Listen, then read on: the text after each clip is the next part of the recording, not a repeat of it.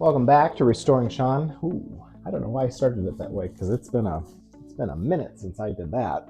Anyway, we are on part two of the bathroom, which you'll notice the door is open behind me. Uh-oh.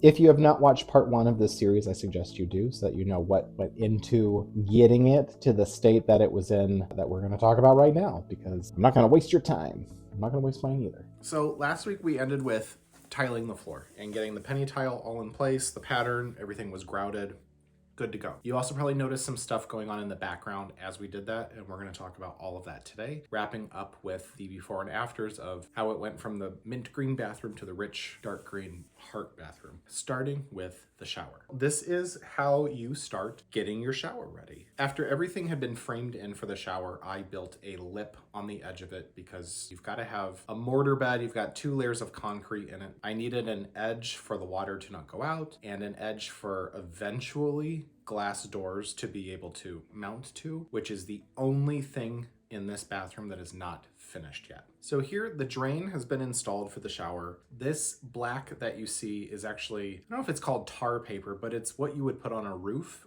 It's not fully waterproof, but it's mostly waterproof, and that is to help with the concrete that you're going to be putting on top of it. You have it going up the sides, you have it tucked into your corners, and then you can put your first layer of mortar down. You're not necessarily trying to get the angle correct for how the tile is going to attach to it, because there's more that'll go on this, but you are trying to somewhat establish what the slope will be toward your drain, just because that's going to help you at a later point. The initial mortar bed is poured. You do the mortar bed, that's the drain. Then I can put my vinyl membrane in there so no water gets out, and that'll go up the walls a bit. And then it gets more concrete, but while it's all fine and dandy, this layer doesn't have to be perfect. I sure do love the whoopsie cat print. There was a little cat print in that permanently added to the mortar bed, and I wonder if someday down the line someone tears this out and finds that print, which would be hilarious. But I know who it was, and it was Paolo, because he's the more curious of the two when it comes to touching stuff. Once that is cured, you are ready to put your PVC liner on it, and this is your biggest and best defense against water. You have to be careful with it not to rip it, because if it's ripped, it's compromised. This baby went in, you kind of cut an X where the drain is so that you can fold it down into the drain and then attach the drain top to it. It goes up the sides, it gets tucked in. You never want to cut your corners because, again, you're running the risk of compromising it. From that, my brother-in-law plumbed the shower. New PEX lines run for the hot and cold water for the shower stack that I bought, which was a big rainfall shower head, and then there is a handheld attachment as well for it. And that meant I could start attaching the concrete board to the walls, and once that was up, we were in business. We were ready to rock and roll. Encountered a couple issues along the way with my framework. I mentioned last week, despite best efforts, some things just still did not end up straight. The back wall of it, directly under that nook, because I was creating that nook, and I just, I could make a million excuses. It comes down to I didn't have the proper tools that I should have had to make perfect right angles. That corner does angle back slightly, which caused an issue with tiling later, but it's not an issue, it's just something that I noticed. With it closed in like that, I could finally feel like, yeah, this is what the shower is going to be. This is how big it is. This is what it'll feel like. And that was a really cool feeling because everything was just starting to fall into place from that point on. Hello. So this morning I'm getting ready to do red guard, which is that fun jug there. It's basically a membrane that you paint on that then seals things from water damage. So in bathrooms, it's important, and you can use it on, whatever the hell you want. But yesterday I got all of the concrete board up in the shower, and it's kind of dim in here because we haven't connected the electrical yet. So everything's set up, but the outlets are still no-go. And you might be wondering about this, and that's yet to be finished. That's gonna be beadboard. Doing the red guard, this toilet paper looking stuff, it's kind of like, how when you do drywall, you do your drywall taping and then you put plaster on it. It's basically the same thing. I'll put the red guard down, I'll put that over it, then I'll coat that in red guard, and then your seams are protected. And that's what I'm gonna do now. I recorded this back when I had no fucking idea what kind of channel I was making and thought that each episode would just be like those kinds of things with no storyline of what the episode was. So you're welcome for that. I started doing the red guard, and red guard is kind of a pain in the ass because it's not hard. It's not hard. And I know I could have rolled it if I wanted, used a roller to do it, but I don't know. I get weird about wanting to use a brush all the time for some reason. I brushed it all on. I applied that tissue looking stuff. It went well. You know, it was just one more step in getting this thing completed. Once it dries, I mean, it is like candy apple blood red. This is after 2 coats of red guard. I don't think I did 3. I think it was just 2. You can see there are lines along the red guard portion of the wall. Those are level lines, and that was so that when I added the next layer of concrete to the bottom of the shower, I knew where the top of it had to be, and everything had to slope toward the drain from that. I was going to do it right and take my time, and it is definitely something that takes forever to get it done. I didn't film that process because I didn't think to. Also, you pour it in, and it's just troweling and scrape, scrape, scrape, get the level out, not level. Okay, put more in this area, pack it down, smooth it, that's level. But now this isn't. So just like pouring sweat and trying to get this stupid thing done. And I did get it done, and then I shut the door so that the cat couldn't step in it because I wasn't dealing with that again. We're gonna move on, and we're gonna move on right now to trim and baseboard. And we are moving right now in the order that things actually occurred. Trim and baseboard, or beadboard rather, I can read. I needed to add new casing to the window because there wasn't any. I had already painted the window in the winter. The 2 pieces that you can see there are painted black now, and then I added all the trim. This was, it's been a minute since we saw one of my maps. This is the map for how the beadboard was going to lay out. One for my own reference because I like to use it as sort of a guide for what I'm doing, and then I'll label my pieces, and then there's no guesswork of what goes where. But I have to do that in terms of planning in advance because my dad has the table saw. I don't. I needed to bring the beadboard to my parents' place so that he could cut it to the height that I needed, and then I would do the rest. Went and got all that cut, and then this is with everything in place. I started putting it up. This is the nook right there. This is everything just kind of dry fit to make sure it's good, and then I was going to use the jigsaw to cut the pieces out. So here you can see it has been cut out around the window, cut out the electrical boxes for the switches and the power outlets, like a crown molding around the top of all of it, which they make one that is specific for doing kind of wall treatments because it has a little indentation on the back side of it to sit on top of your stuff. I didn't do it perfectly. There are of course things I would change. I did almost literally this exact project at a client's house and did it correctly because I found a different piece of trim for corners that I didn't know existed at the time. It's fine. It doesn't bother me. It's fine. I say that, but it bothers me. All of a sudden we had light in the bathroom, and having light in the bathroom, you can see there was a lamp on the floor. That was how I would see what I was doing. Now, I said last week that I worked really hard at getting better at patching sheetrock, and from this image, you could argue I did. When everything else had been painted, I could suddenly see all of the issues with my plaster job. So I ended up doing these huge areas with plaster, trying to smooth it out again because I'm just not good at plaster. And I'll never stop saying that because I'm just not. It is not my forte. It is not something I think I'll ever get good at. And I don't know why that is beyond my skill set, but it probably means I can't frost a cake either, so there's that. So I replastered everything, and then I could start painting. We've got the Basque Green by Sherwin-Williams as the wall color. The only other paint going in there was going to be tricorn black. So this is coat number 1, which looks crazy. I remember painting this and thinking, God, this looks like a My Chemical Romance album cover with that red guard, the black, and then the white. And it just like, it's one of those things that every time I went in there, it was like, God, I hate this. I hate how this looks. And I was trusting the process. I was enjoying the process.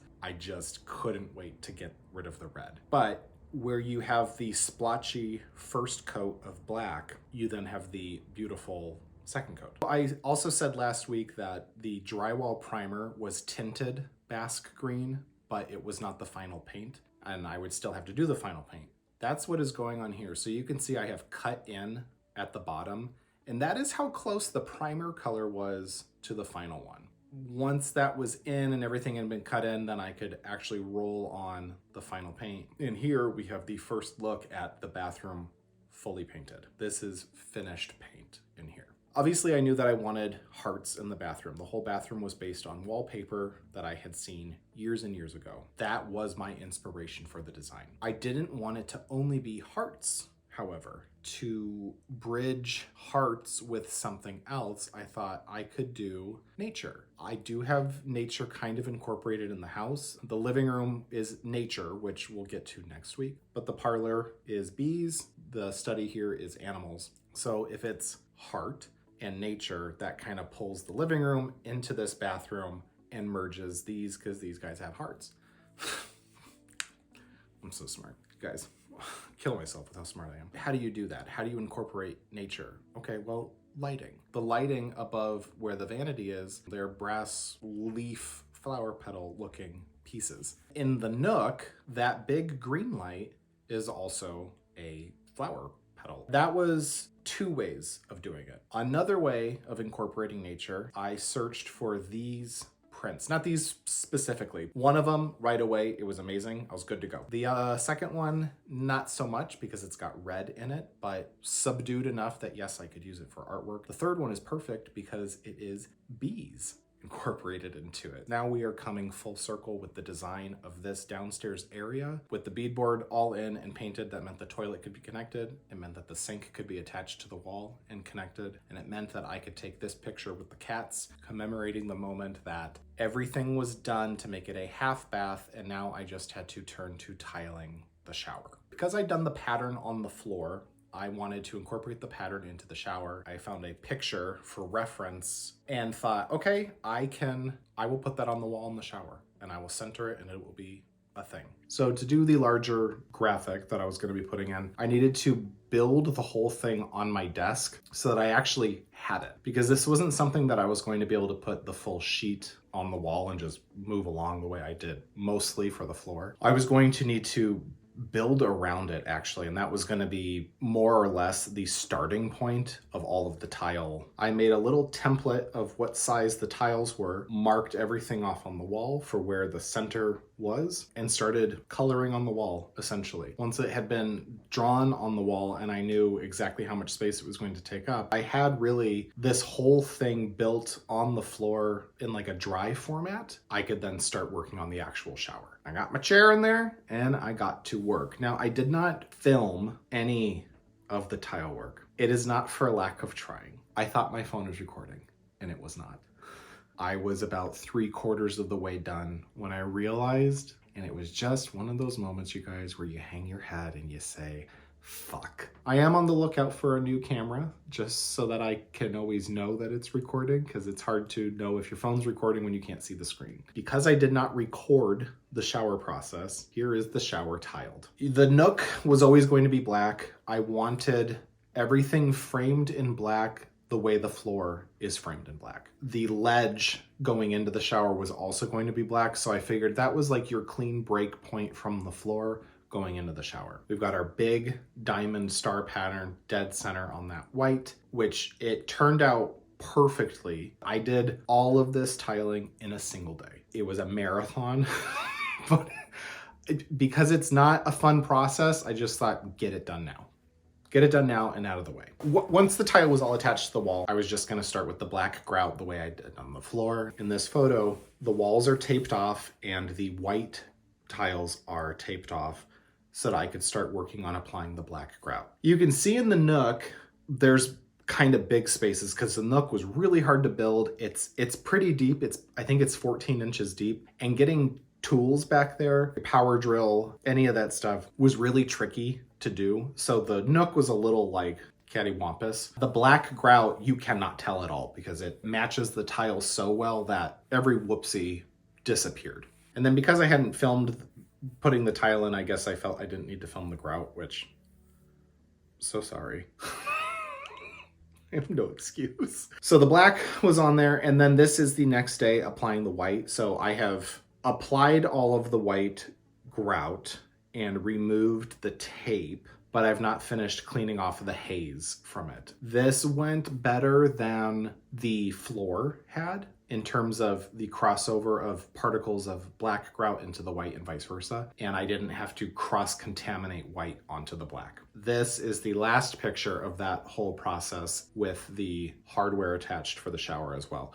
In this photo, if you look closely at the corners of the shower, specifically the shower floor, you can see how the shower floor was not a perfect square. Technically it's a rectangle because two sides are different, but you can tell it's not perfect right angle. And because I didn't have a tile saw to fill in where it was awkward, it's grout there. You don't really notice it. I don't notice it. I had a friend notice it recently and I was like, you shut your mouth. You don't really notice it. I mentioned at the beginning of the video, the one thing that is not done at all yet for the bathroom is this shower, as you're seeing it right here. It was built specifically with the studs and everything in place for glass doors to be installed at some point. It's kind of expensive to do it. I haven't gotten an exact quote, but it's going to be in the $1,000 realm. It's just not something that's at the top of my list right now to do. In the interim, I am just doing a curtain there. But me being me, I have to do it a certain way. I wanted a curved shower rod because, you know, maximizing space as much as you can in a shower I think is important. I think that is 8.5 feet tall. That shower curtain, to give you perspective of how big this shower is. So we've got 3 parts left for this. We're gonna start with the door. Originally, the door to the bathroom had been a hollow core door from probably the 80s, maybe the 60s, but probably the 80s when this room was last redone. Absolutely not am I gonna have hollow core doors in my house. Ultimately, I was going to start by replacing them downstairs. But downstairs, this was the only room with hollow core doors. I had already taken this off and thrown it away when we had the dumpster because I knew that this door here is from the basement. This was what was at the bottom of the cellar steps. It had been screwed and nailed shut. It was in horrific condition with the sides of it rotting away. It was too big for the opening. Took it over to my dad with lines drawn on the side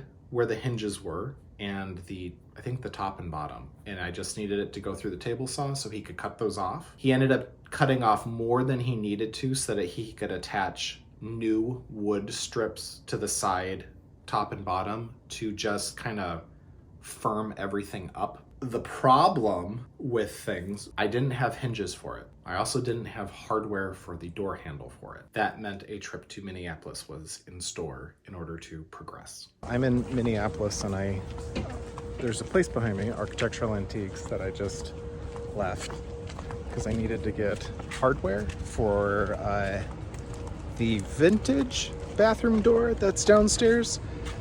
Because I'm at that point with the bathroom. I have been hoping I'd be able to get to this place at some point. So I stopped and I got the hinges for the door, face plates, and knobs because the door already had the mechanism to latch it. So doing good. It's just the neatest store. If you're ever out in Minneapolis, Architectural Antiques, super cool. They have all sorts of neat antique things. At one point I went and they had a giant wood stairwell from some mansion in Chicago that you could buy it for, it was like $38,000, but like you can get doors there, windows, whatever, but they have a whole jewelry section of door hardware. It needed to turn to repairing the door. So first I started outside just with the right equipment on, of course, power sanding everything that was loose off of it, scraping it off, power sanding it, not to get the wood raw because there was a lot of filling that needed to happen on it and it was going to look crazy, and all the doors are painted black now anyway. Just to get it in a good enough state so that I could bring it in and start using a razor blade to chisel off all of the dried paint from the original glass, because it's original glass on this thing. It's kind of wavy glass. I know there's a privacy film on it now, but it's a wavy glass. So I needed to be a little bit careful with it, but I needed all that stuff off of it so that I could take it here into the study on my sawhorses. These bits of trim that are nailed in order to keep the glass in place, they were all loose and falling out. So I wood glued down the inside and then clamped them into place so that everything was tight. Keep it tight. That took a couple rounds because I only have so many clamps, and then I could start painting it. So I did a bunch of caulking before painting this and got that going. And in that process, I took the hardware that I bought from Architectural Antiques and gave it a facelift. So I had brass faceplates. Those are here. I used Brasso on them. So you cover it with the paste, let it sit for however long. It's not long, a couple minutes maybe. And then clean it off. And then with a little polishing, they're beautiful and they look new again. Still aged, but new again. This was what the finished look was going to be. I chose their white handles on both sides because the house has a mixture of white ceramic handles, black ceramic, well, it's black metal with like a coating on it, and then metal handles. I still hadn't done the finishing touches on the inside of the windows for it yet. I was gonna be attaching this film to it. This is my favorite kind of privacy film. You can get it from Home Depot. I like it because you spray your glass to put it on, but you can pull it off at any point because there is no adhesive on this. It's just like a static cling one. Next, second thing, is the cabinet that was going in the nook. This was the design for that. Another one of my super great drawings. Super simple cabinet base that my dad was gonna build for me based on my specifications, which it was truly just I need a cabinet. The bottom needs to be X amount off the ground so that the trim baseboard is flush with it. And then there's a single fixed shelf in it. That was all I wanted. And Dad did it. This is the piece. So the front of it is wood. Well, a lot of it's wood, but a lot of it is also MDF because it was fine. It was going to get painted, the enamel paint. For the top though, I wanted the same type of top as the kitchen island. He still has this, insane supply of super old barnwood. And I went and got a real fucked up looking piece of it because I wanted it to look that way on the front because I love the age of this stuff. And Dad delivered it. So that is what the piece looks like raw before any stain on it. Then I applied the stain and I just did Kona stain by Minwax on this. Super easy. I've used Kona throughout the house. It's just kind of the recurring stain color. But I love that crack on the front lip. I just think that's the coolest part. And then you could still have the blade marks from the sawmill and all of the detail that I wanted saved. With polyurethane on it, that is the top. That is the piece. And it's kind of wedged in there, so I don't think it's even attached to the top. I think it just sits on there. And there might be a screw in the bottom of it. With the cabinet done, you can see at the bottom where the baseboard is and how it's just flush with that bottom shelf. I just wanted the shelves to kind of disappear because even from this was just with some random stuff. The towels are stacked all the way to the top on the top shelf. So like, who cares what the inside of the shelf looks like? Just paint it black and be done. With that done, you guys, we are moving on to the biggest part of the entire bathroom project, the part that took the longest, the part that I put off the longest, and that is the hearts. Let us begin. That heart wallpaper, when I bought the estate and decided that was going to be the look, I decided you need to find this wallpaper and buy it because you're going to install it. I searched and searched and searched. I could not find where this wallpaper was. After about a month, I found it. It is a British company. They had a blue version of the wallpaper as well. The company was out of business. Shit. So I turned to my brother. My brother works in visual effects, to an extent graphic design, because he knows art and computery things in a way that I don't. I asked him if he could replicate the design. Sure. Then he didn't do it. And that's not that's not me throwing shade. I didn't push on it because I wasn't working on the bathroom, and that was it. I had followed up in mid-January the following year. Hey, do you remember this thing I asked you about? And he was like, oh yeah. I said, do you think you could give it a whirl? Because I'm ready to start working on that bathroom and I want to make sure I can do this before I commit to it. Yep.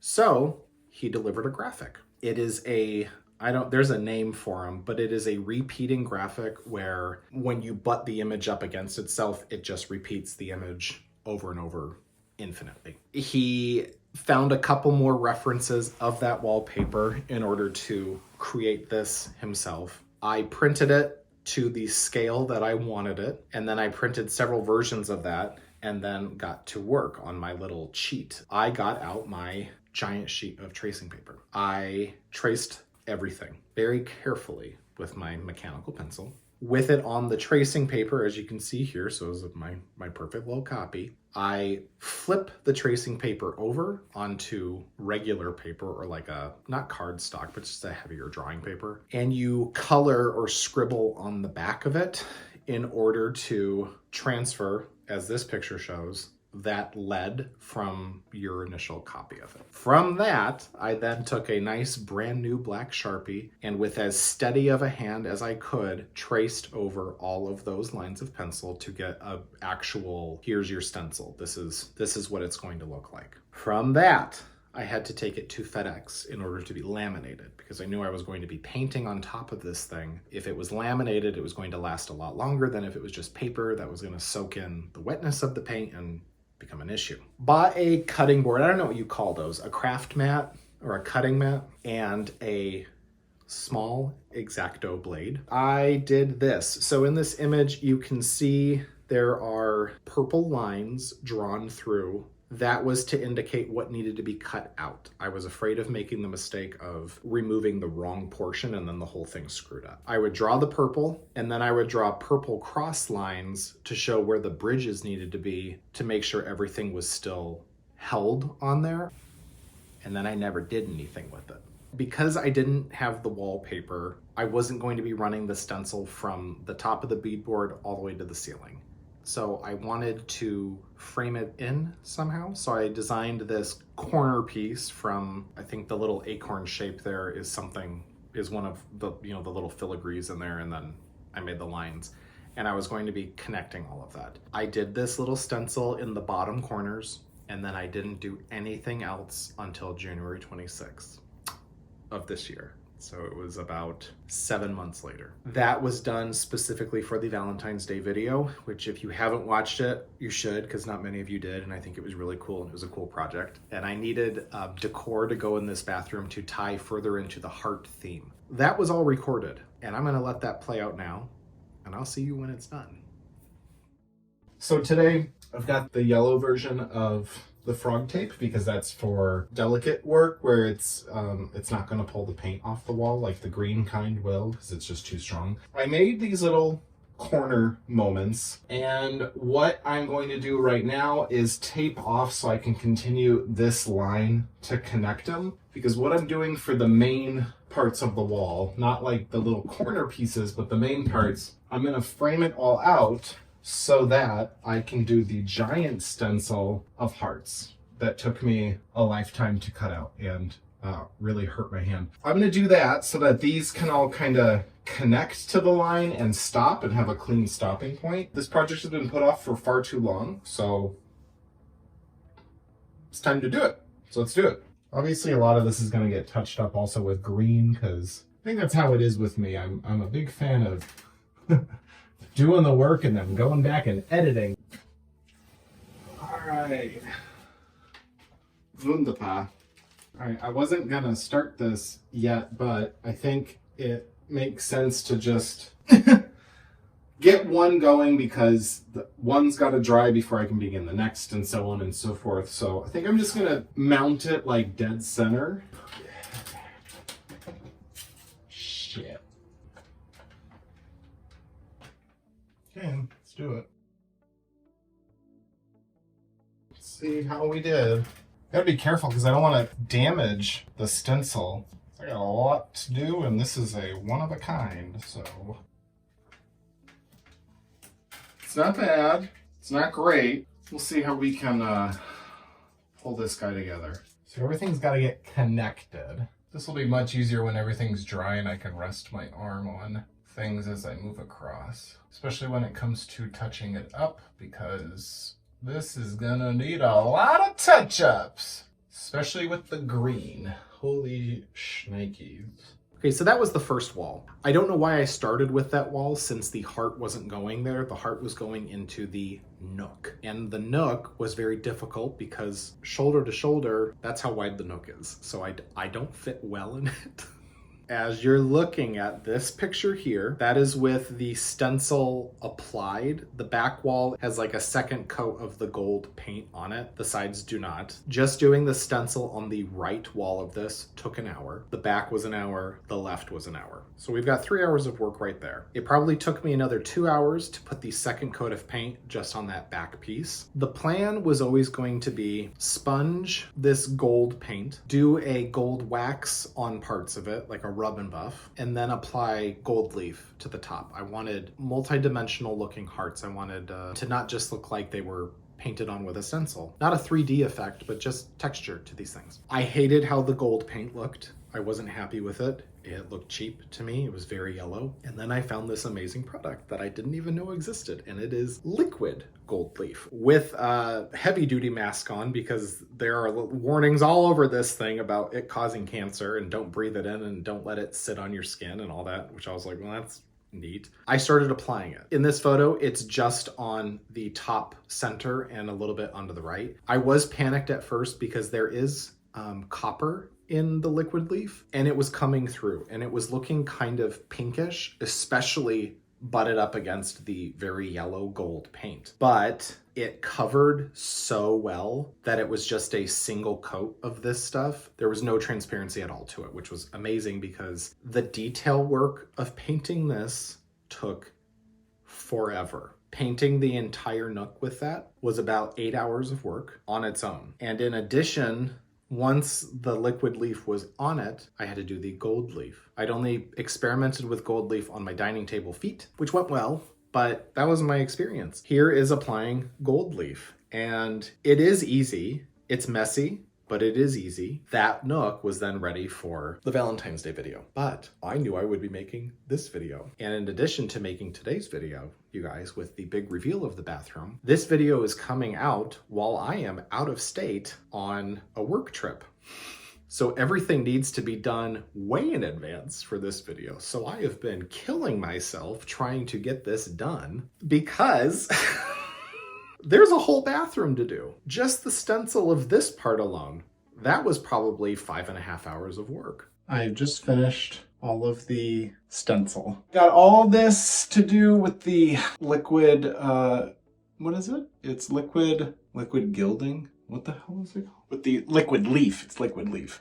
And then I need to go over all this because that was the initial run, and I decided that that was gonna look better than that. So I should count how many stencils I had to do. It is starting to rip. It's very tired. I'm gonna figure out something to Frankenstein out of it for the box up there, because now that this is all done, it just looks silly not having something up there. It's getting there. I'm ahead of where I thought I would be, which is awesome, because the stencil was the worst part, because it's just a pain in the ass and I don't like it. This was a big test of patience, so I'm very happy that we're done with this part. With that part of it done, I could move on to just doing the liquid leaf. So I would turn a movie on my computer in the office and get going. And then when that ended, I would have another movie playing. I wasn't watching, I was just listening. I just say this with complete honesty. More than any other project in the house, this was the hardest thing I have done. This was very hard to stand motionless on a step stool for hours on end, wiggling my wrist around to paint these things. It was very hard. I cannot stress that enough. This was applying the liquid leaf to the main wall. You can see I've applied the stencil on the box that the fan vents through. I've got my mask on. I've also got my shirt off in this because the bathroom there are not many heat registers on the first floor, but there is one right in that bathroom directly underneath where I was painting, and it was very hot in there. So I elected to take my shirt off. So you're welcome for that in advance, but it is all steady hand, and it's not perfect. I didn't necessarily want it to be perfect because that's just that, hey, free the nipple. But it is all steady hand work, and it is very stinky. And the mask, by the end of this night, because this was the final night of doing it, the mask was pushing my jaw back. So I had a massive headache and I was in a really bad mood by the time this was done. It was a little easier though once I was standing on the floor itself and not on the step stool any longer, because I think the step stool, it creaks a lot. So you're listening to that sound, it's cold metal, and you can't really dance around or stand on one foot on it.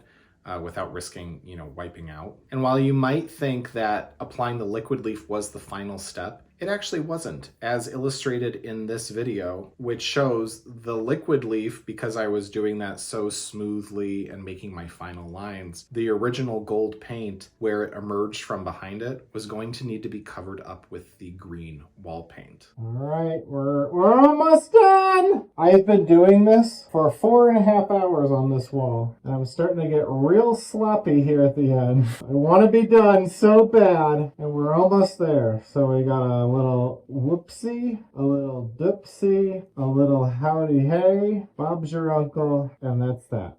Oh my god. I have no idea what my face looks like underneath this, so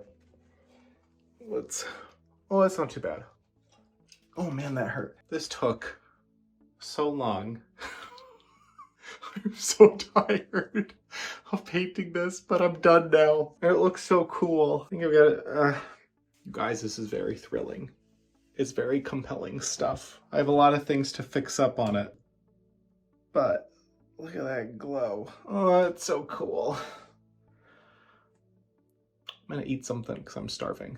The day after that, it was time to apply the actual gold leaf. So I will finish up this part of the story with those, and then we can move forward. So last night I finished this. You can see gold leaf down this now too. This is the last stretch of the wall. So I'm using a gilding adhesive, which is, it's not real powerful stinky glue, but it's a very strong glue. So you paint this on and then you let it sit there for like 45 minutes till it's dry. That's when it becomes super sticky. Then I can apply the gold leaf. Because I don't want each of these to look the same necessarily, some of them are completely covered, some are half, some have like just some splotches on them. Break it up because I don't think it's interesting if everything looks the same. It is nice against these areas though where it's up against the line that frames everything out. I can make that differentiation between the line and what has the gold leaf on it. I'm very excited that this is the last little stretch that I've got for the gold. Someone had to be here today, so I'll try doing this with a child in my arms. Hi, you're a big child, aren't you? You tell them how old you are? Are you gonna be 15?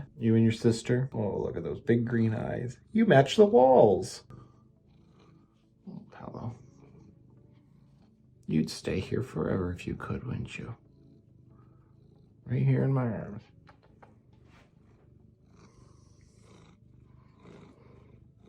Okay, I gotta put you down, sweet baby. I think the hardest part is getting them separated from their little pad. They are so wafer thin and they tear so easily.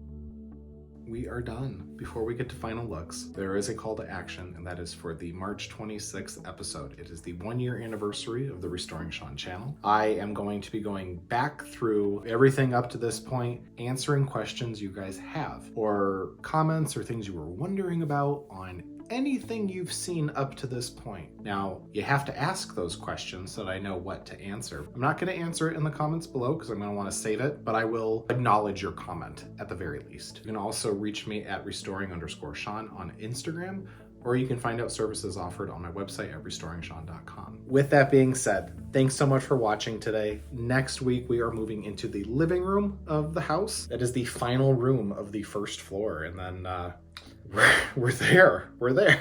I will leave you with final looks for the bathroom, and I will see you next week, Wednesday. Take care, be good, and onward with March.